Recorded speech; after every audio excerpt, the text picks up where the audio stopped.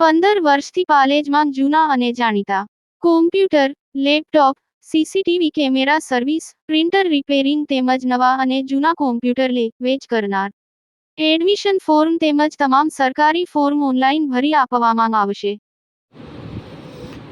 કરજણ નગરપાલિકા સદસ્યના નિવાસસ્થાને ઇફ્તાર પાર્ટી યોજાઈ.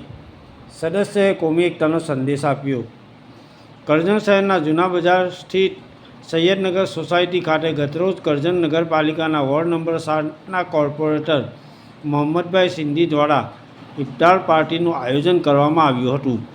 પવિત્ર રમઝાન માસના 27મા રોઝા નિમિત્તે આયોજિત આ કાર્યક્રમમાં મુસ્લિમ બિરાદરો સાથે અન્ય ધર્મોના આગેવાનો પણ અને સ્થાનિક નાગરિકોને પણ આમંત્રિત કરવામાં આવ્યા હતા. મંગળવારે સાંજે સૂર્યાસ્ત બાદ રોઝદારોએ ઇફ્તારી કરી હતી. કાર્યક્રમ દરમિયાન કોમી એકતા, ભાઈચારો અને સામાજિક સૌહાર્દનો સુંદર સંદેશ પ્રસર્યો હતો. આ પ્રસંગે કરજણ નગરપાલિકાના સભ્યો તેમજ અગ્રણી આગેવાનો મોટી સંખ્યામાં ઉપસ્થિત રહ્યા હતા.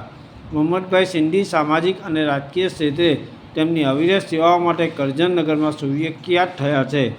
પાલેજ ટાઈમ્સ, કરજણ.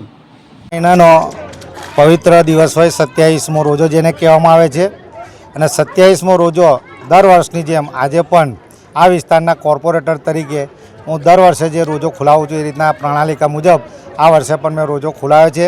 અને અહીંના બધા અમારા પેશ ઇમામ, મસ્જિદ, મદરસાનાઓ તેમજ સૈયદ સાહેબ બધાએ રોજો ખોલવા નિમિત્તે આ દેશના માટે કોમી એકતા અને ભાઈચારો સચવાઈ રહે અને આ ભારત સર્વોચ્ચ વર્લ્ડની અંદર સર્વોચ્ચ બને એવી દુઆઓ કરવામાં આવી.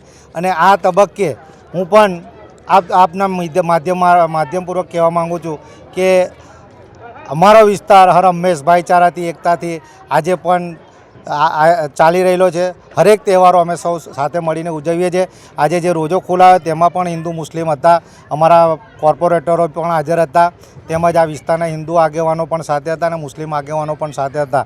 અને સૌએ કોમી લાગણીથી, કોમી ભાઈચારાથી આજે સરસ રીતને આ રોજો ખોલી અને એક સારો સંદેશો આ ગુજરાત માટે, આ વિસ્તાર માટે, આ દેશ માટે આપેલો છે. અને હંમેશા આવો ભાઈચારો જળવાઈ રહે એવી અમે અલ્લાહ તાલા પાસે દુઆ માંગીએ છીએ.